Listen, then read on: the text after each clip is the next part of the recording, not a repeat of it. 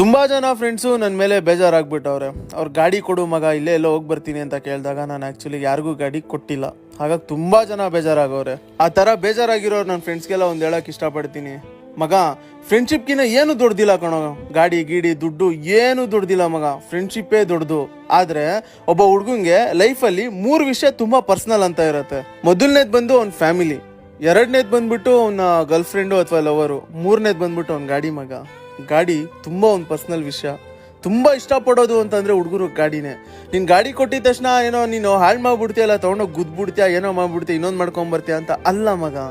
ಗಾಡಿ ಅನ್ನೋದೊಂದು ಫೀಲ್ ಇದೆಯಲ್ಲ, ಎಮೋಷನ್ ಇದೆಯಲ್ಲ, ಹಾರ್ಟಿಗೆ ತುಂಬ ಹತ್ರ ಆಗಿರೋವಂಥದ್ದು. ನಿಂಗೇನು ಬೇಗ ಕೇಳೋ ಮಚ್ಚ, ಸಹಾಯ ಮಾಡ್ತೀನಿ ನನ್ನ ಕೈಲಾಗಿದ್ದು. ನೈಟ್ ನಿನ್ಗೆ ಏನಾರ ಪೆಟ್ರೋಲ್ ಖಾಲಿ ಆಯ್ತಾ, ಇಲ್ಲ ನೈಟೆಲ್ಲ ಡ್ರಾಪ್ ಮಾಡ್ಬೇಕಾದ, ಎಷ್ಟೇ ಮಿಡ್ನೈಟ್ ಆಗಿರಲಿ ಬರ್ತೀನಿ. ಗಾಡಿ ಕೊಟ್ಟಿಲ್ಲ ಅನ್ನೋ ಒಂದೇ ಒಂದು ವಿಷಯಕ್ಕೆ ಮಾತ್ರ ಬೇಜಾರಾಗ್ಬೇಡ ಕಣೋ. ಅದೇನೋ ಗೊತ್ತಿಲ್ಲ, ಮನ್ಸಿಗೆ ಹತ್ರ ಆಗಿರೋ ಕೆಲವು ವಿಷಯನ ನಾನು ಯಾರ ಜೊತೆನೂ ಶೇರ್ ಮಾಡ್ಕೊಳಕ್ಕೆ ಇಷ್ಟಪಡಲ್ಲ.